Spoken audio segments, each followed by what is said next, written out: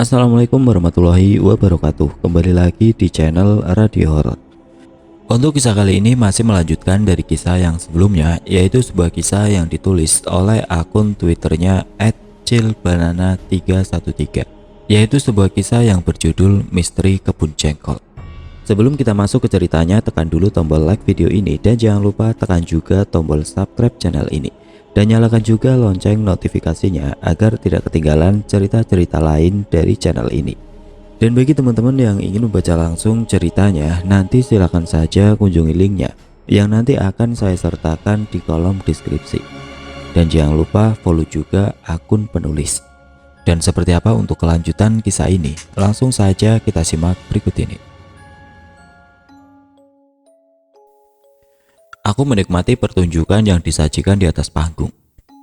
Di antara hiruk-pikuk lautan peserta kemah malam itu, tiap malam usai kegiatan dan lomba, panggung itu tidak pernah sepi.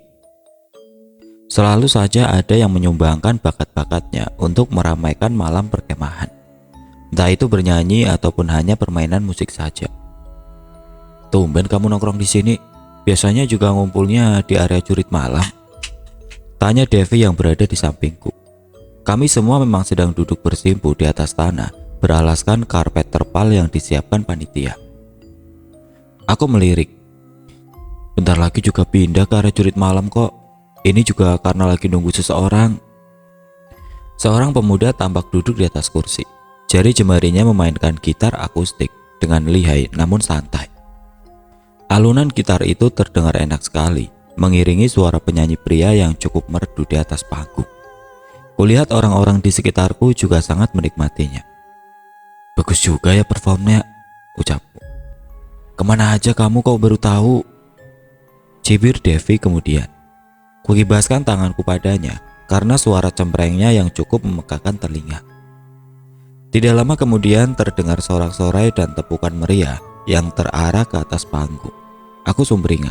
Kutata pemuda si pemain gitar yang memberikan kode sembari tersenyum padaku. "Yes, waktunya pergi ke jurit malam." Devi menatap heran padaku. "Loh, udah mau pergi sekarang? Ini masih ada perform yang lain loh, gak kalah bagus juga. Emang kamu dari tadi nunggu siapa sih?" Daguku menunjuk pada Aji yang kini berjalan ke arah kami. "Sama itu anak." Devi memandang ke arah Aji, lalu bergantian padaku dengan tatapan tidak percaya. "Kamu kok bisa kenal dia? Kok bisa kenal anak itu, gimana ceritanya?" Devi mengguncang-guncangkan pundakku dengan barbar. "Ya kenal aja, jangan guncangin badanku kayak gini nyet. Kenalin ke aku, pokoknya harus kenalin ke aku," ancam Devi. "Iya."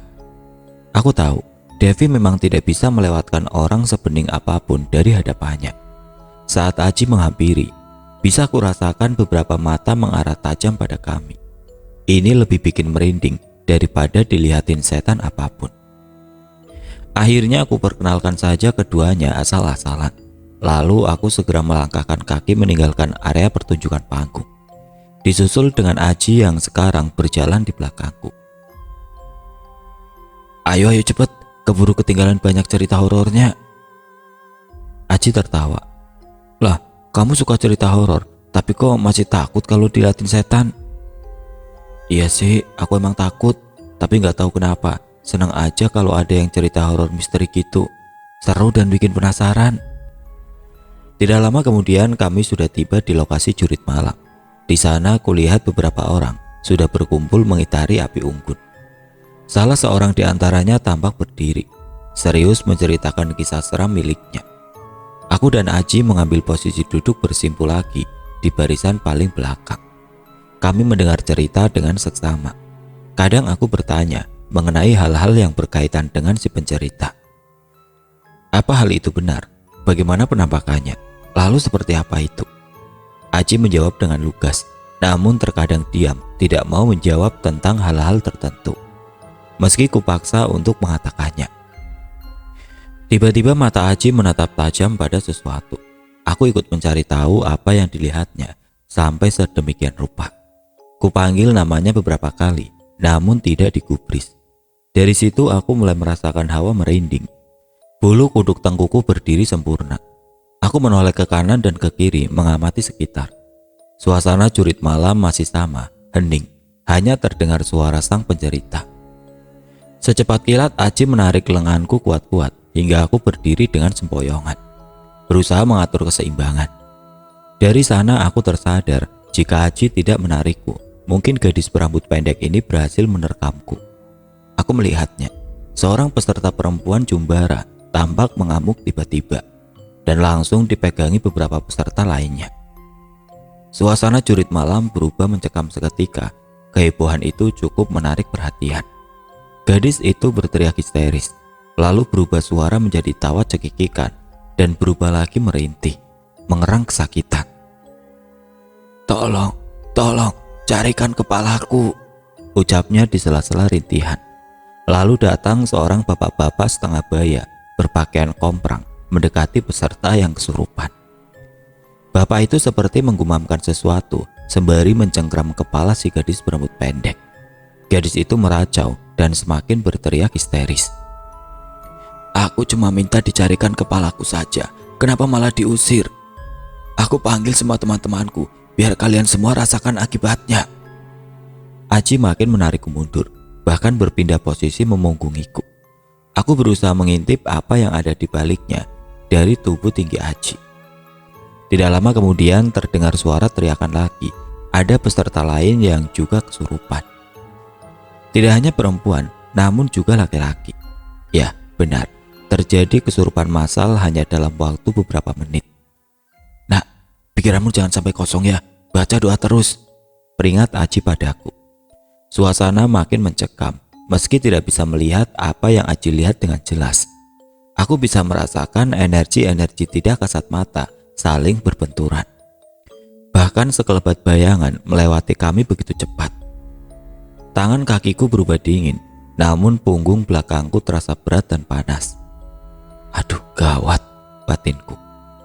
Aji," panggilku kemudian. Aji menoleh. "Kenapa, Nak?" "Ini, Ci, punggungku berat. Kenapa ini?" Aku sampai terduduk saking lemasnya.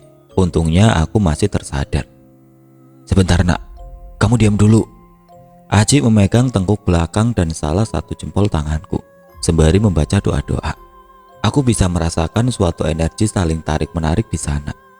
Hingga akhirnya punggungku tidak terasa berat lagi.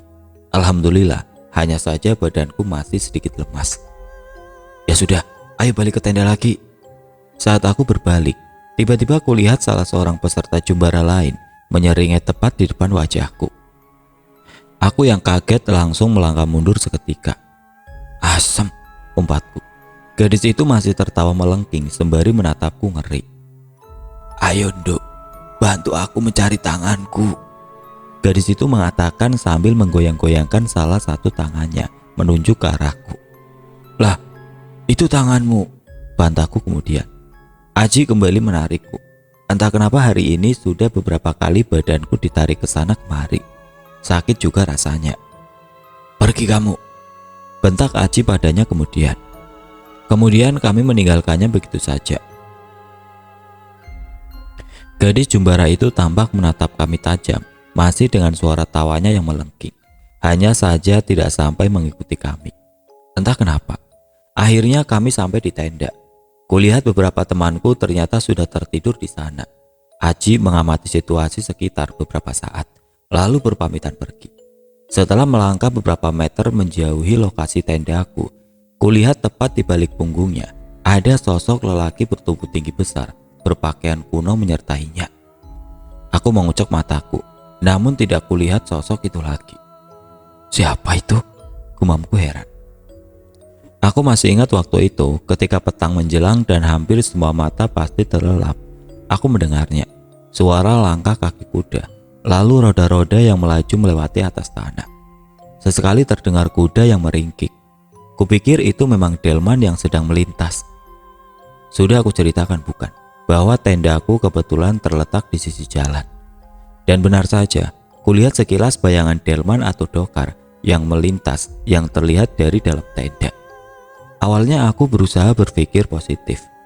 Mungkin saja memang sang kusir baru selesai menarik penumpang. Tapi lama-kelamaan merasa ganjil juga. Delman itu selalu melintas antara pukul 1 atau 2 dini hari. Dan entah kenapa tiap delman itu lewat, aku selalu terjaga, seolah-olah memang harus menyambutnya.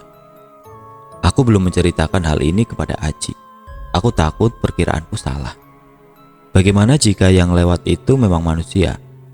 Dan kusir delman itu memang kebetulan pulang di jam-jam dini hari karena jasanya masih diperlukan hingga larut malam. Lama-lama makin penasaran juga. Kulihat jam tangan yang selalu melingkar di pergelangan tanganku. Jarum tepat menunjukkan angka 1. Tidak lama kemudian terdengar langkah-langkah kuda bergerak bergantian, lalu suara gemerencing. Perpaduan suara yang tentu jelas terdengar di keheningan malam, bumi perkemahan. Aku terbangun dari posisi rebahan. Kulirik ketiga temanku yang masih terlelap. Mereka tidak ada yang mendengarnya. Aku menghela nafas sejenak. Kutatap celah pintu tenda. Gelap, hanya menyisakan sedikit cahaya api unggun yang nyalanya sudah mengecil. Aku merangkak dan menyembulkan kepalaku saja keluar. Benar-benar sepi. Aku sangat yakin sudah tidak ada yang terjaga lagi. Mungkin. Kurasakan angin dingin sepoi-sepoi menerpa wajahku. Prak, prak, prak. Aku menoleh dan bergerak keluar tenda akhirnya. Sepertinya delman itu sudah bergerak lumayan jauh dari tendaku. Dan itu memang benar-benar delman beserta kusirnya. Sayang sekali tidak begitu terlihat jelas karena minimnya pencahayaan. Samar ku dengar suara wanita cekikikan, saling bersautan. Hal itu cukup mengagetkan dan menakutiku, hingga aku langsung saja berlari dan membelasakan badanku ketika memasuki tenda. Debuk! Sial, ngagetin aja. Kamu habis ngapain memang? Umpat tantri setengah terjaga karena kupepet begitu saja. Maaf, ada hantu di luar. Sautku di balik selimut yang sudah menutupi wajahku. Hantu apa? Jangan aku nakutin kamu. Gak tahu, pokoknya tidur aja. Entah tantri mendengar suara itu atau tidak, aku tidak peduli. Bahkan kurasakan tubuhku diguncang-guncang karena rasa penasaran tantri, tapi tetap tidak kugubris. Tantri mulai capek sepertinya, lalu membiarkanku. Seiring berjalannya waktu, aku sudah tidak mendengar suara tawa lagi, karena entah bagaimana sudah terlelap begitu saja. Malam keesokan hari aku mendengarnya, suara deru delman beserta loncengnya. Kali ini jam 2 dini hari. Mataku memang terbangun, tapi kubiarkan saja. Mengingat malam lalu malah disambut Mbak Kunti, meski hanya mendengar suara tawa khasnya saja. Tapi kali ini sedikit aneh. Sepertinya delman itu berhenti. Kulihat sebuah bayangan berdiri di depan tenda, masih dengan pencahayaan temaram dari luar. Namun bayangan itu terlihat jelas dari dalam. Mataku memincing, memastikan apa yang kulihat tidaklah salah. Apa itu? Bayangan seorang lelaki berdiri mematung di depan sana. Tapi bayangan itu membuatku merinding dan membeku seketika. Karena apa yang kulihat ini akan membuat ngeri siapa saja. Bayangan itu terlihat tidak utuh sempurna. Kepalanya menghilang, menyisakan setengah leher yang terputus. Di tangan sebelah kanan seperti membawa pecut. Aku membaca doa-doa, anehnya bibirku tidak mampu bergerak. Ada apa ini? Bayangan itu semakin mendekat dan kini tepat berada di luar pintu tenda. Tidak kudengar suara hewan malam apapun saat itu. Bahkan suara angin yang biasa mengerisik dedaunan kering pun tidak ada. Tiba-tiba saja sepasang kaki kotor dengan sisa-sisa tanah pasir yang melekat melayang di atasku. Sebagian tubuhnya menembus atap tenda. Kurasakan dadaku semakin sesak. Baru kusadari bahwa aku mengalami sleep paralysis. Aku tidak mampu berpikir jernih karena rasa panik yang mendera. Lalu ku dengar suara aneh tepat di atasku. Suara serak orang yang tercekik. Tapi bagaimana bisa tercekik jika kepala saja tidak punya? Lalu dari mana asal suaranya? Entahlah, aku tidak punya waktu memikirkan hal itu. Suara orang tercekik itu makin menambah kengerianku. Masih kupaksakan ujung jariku bergerak dengan susah payah. Sepertinya persediaan oksigenku juga makin menipis. Akhirnya aku pasrah dengan pikiran yang masih tetap menyebut nama Tuhan. Hingga akhirnya mataku benar-benar bisa terbangun. Sosok itu sudah menghilang. Aku menoleh di sekitar. Hal apa yang akhirnya membuatku bisa bergerak? Kulihat tidak ada seorang teman setendaku yang menyentuhku. Namun sebuah ranting kayu tergeletak di dekat kakiku. Aku menendang keluar tenda. Ada seseorang di luar sana. Kali ini aku yakin dia manusia. Meski samar, aku cukup familiar dengan sosok itu. Dengan ragu, aku mengendap-endap keluar dari tenda. "Kamu ngapain di sini?" Bisiku dengan nada mengancam sambil menoleh kanan kiri. "Seharusnya aku mendengar kata terima kasih lo, bukannya malah dimarahi gini," jawabnya dengan nada cengingiran. Aku terdiam dan baru kembali bisa berpikir. Rasa panik yang ditimbulkan akibat sleep paralysis benar-benar membuat moodku kacau balau. Belum lagi jika tertangkap kamtip pembina yang sedang berjaga, pastinya akan menimbulkan kesalahpahaman dan masalah. "Iya Ci, makasih." "Iya, aku paham kalau kamu takut tertangkap kamtip, lalu kita dikira ngapa-ngapain. Tenang aja, aku sudah berhati-hati dan mengecek sekitar. Amanlah pokoknya, gak ada kamtip yang berkeliling," sahut Aji santai.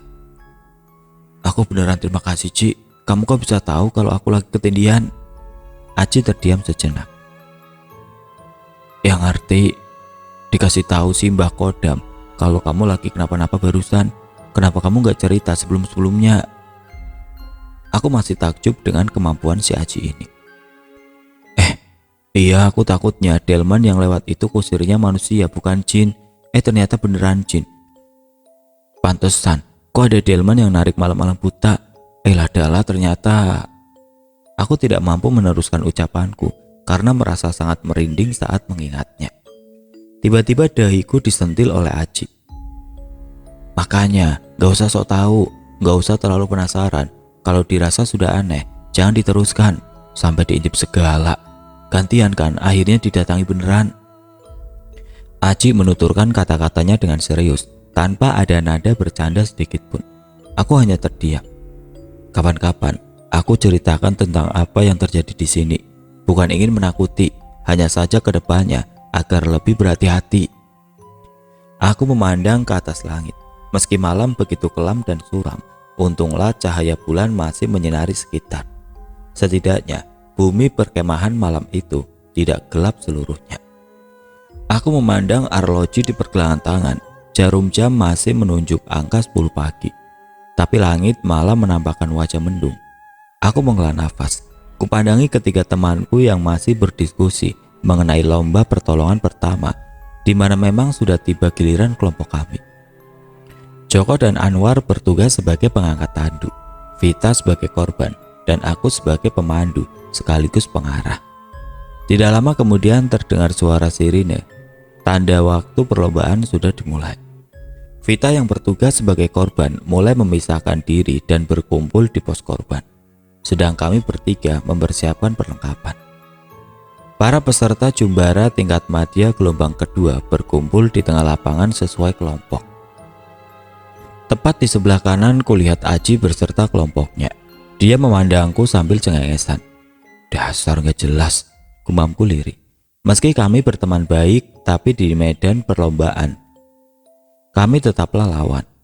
Kini ganti kulihat Joko dengan ekspresi aneh. Dia menatapku dengan senyuman meledek, sembari menarik-narik turunkan alis hitamnya.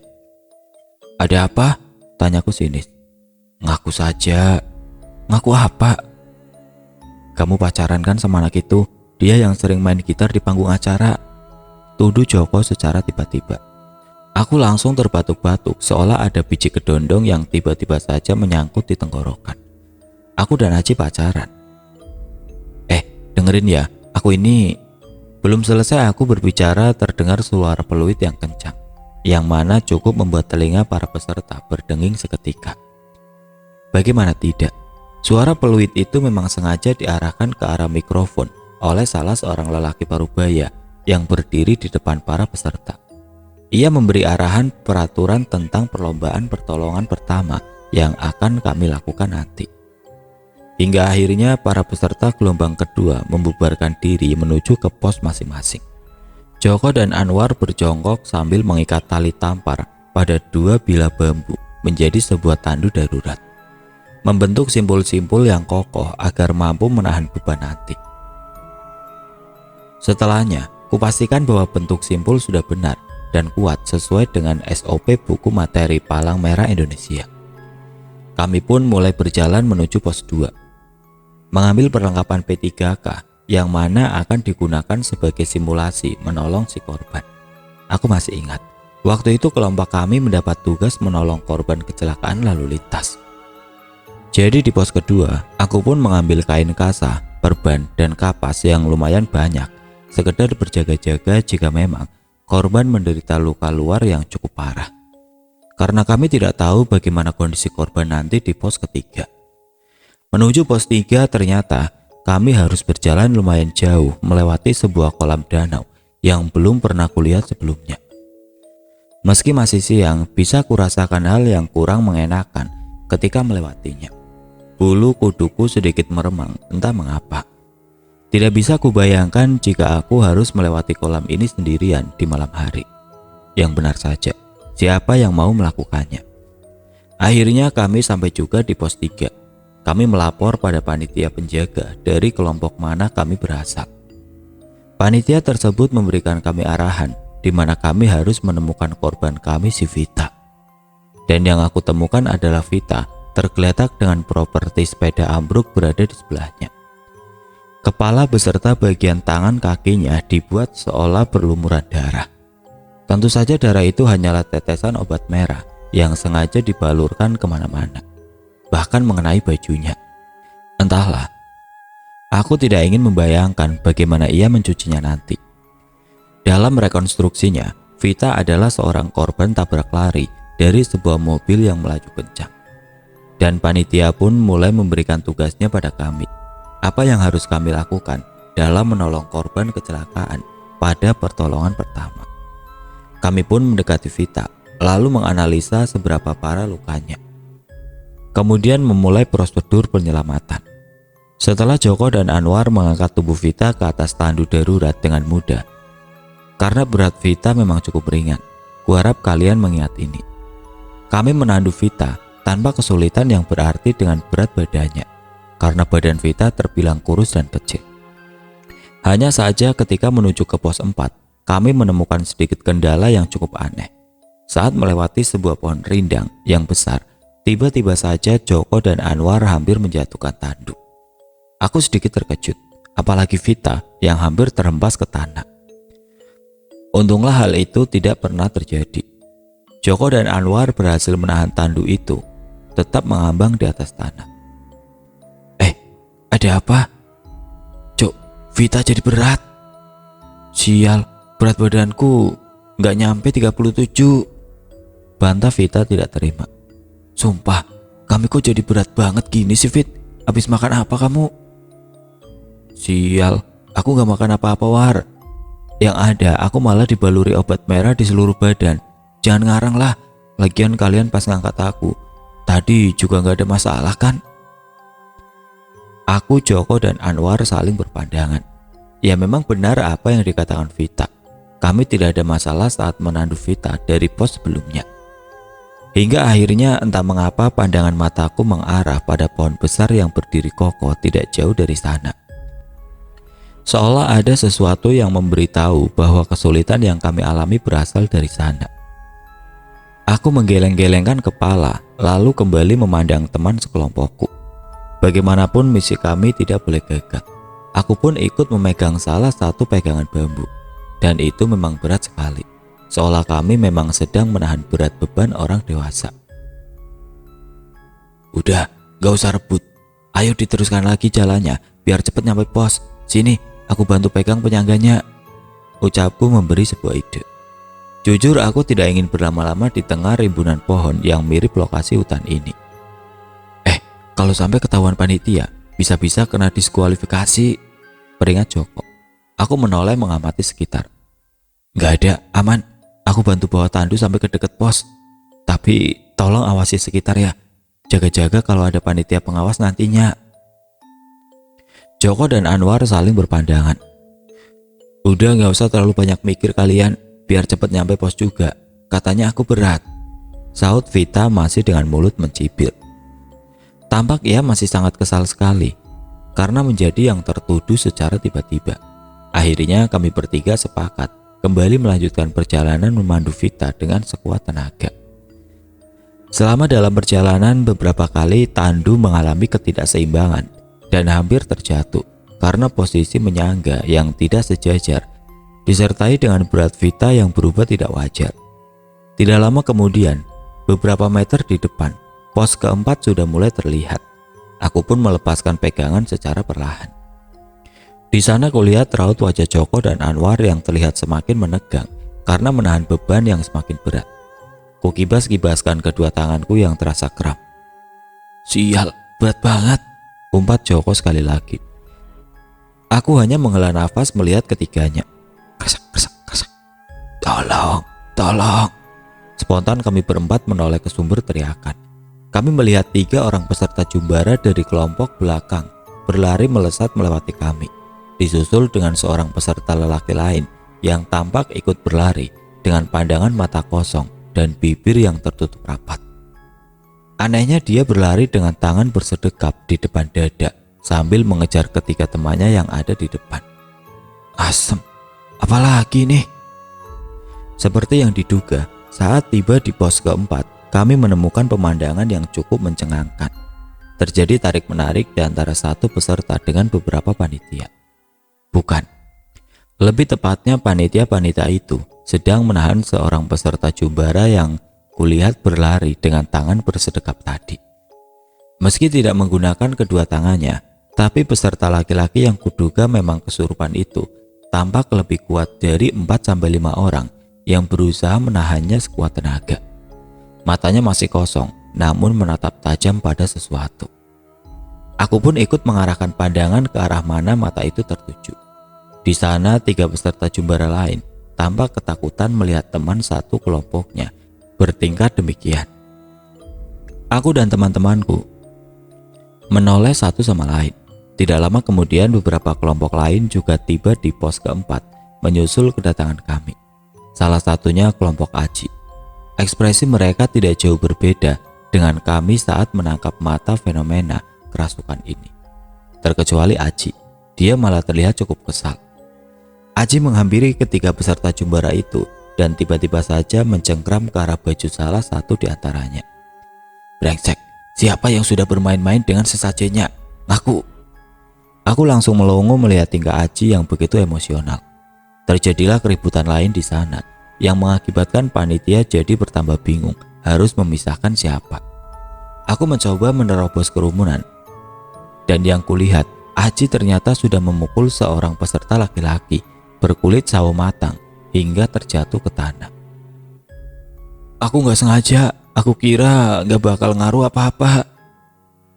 "Sial, kamu harus ngerti tata krama yang bukan tempat asalmu. Kamu kira hal itu tidak berakibat dengan yang lain? Kenapa sih? Kan itu cuma tampah berisi bunga dan jajanan pasar. Lihat temanmu sampai seperti itu." Tunjuk Aji pada peserta yang kerasukan. "Enggak cuma itu, kamu sudah membuat marah yang punya tempat." Laki-laki berkulit sawo matang itu tampak kebingungan mendengar ucapan Aji. Tidak lama kemudian beberapa panitia langsung menarik Aji dan 3 peserta lainnya menjauhi kerumunan. Mereka berlima termasuk peserta jumbara yang tadinya kerasukan digiring masuk menuju ke sebuah tenda yang cukup besar, tidak jauh dari pos. Sekilas kulihat 2-3 pria parubaya berpakaian longgar yang kuduga orang pintar memasuki tenda setelahnya. Tidak lama kemudian sesi perlombaan pertolongan pertama kembali dilanjutkan dan panitia tetap menjaga profesionalitasnya dalam mengkondusifkan situasi di pos keempat. Hingga giliran kelompokku selesai mendapat penilaian akhir, masih tidak kulihat seseorang pun yang keluar dari tenda besar itu. Keesokan harinya hal aneh lagi-lagi terjadi. Saat acara lomba dapur umum, hampir semua masakan peserta jumbara menjadi basi. Padahal bahan-bahan pokok sudah dipastikan dalam kondisi baru dan segar. Proses memasaknya pun berlangsung dari pagi hari, namun menjelang siang saat semua menu makanan mulai disajikan, belum ada sejam, makanan-makanan itu banyak yang menjadi basi seketika. Hal ini membuat panitia juri bingung memberi penilaian dan dianjurkan memasak yang kedua kali. Namun tidak ada yang berubah. Masakan-masakan itu masih banyak yang menjadi basi. Hingga akhirnya panitia memberi kriteria penilaian baru, di mana penilaian rasa bukan menjadi salah satu patokan utama, melainkan dari proses, pengolahan, dan penyajian saja. Aku mencoba mencari tahu apa yang sebenarnya terjadi hari itu dan mencari Aji. Namun entah kenapa, aku malah jarang melihatnya. Bahkan ketika kita sengaja bertemu, Aji tampak sengaja menghindar.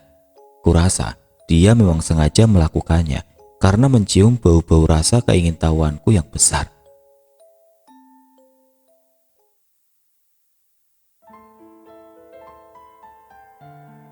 Oke teman-teman, sampai di sini dulu ceritanya. Nantikan kelanjutan kisah ini di video berikutnya. Agar tidak ketinggalan, klik tombol subscribe channel ini dan nyalakan lonceng notifikasinya. Wassalamualaikum warahmatullahi wabarakatuh.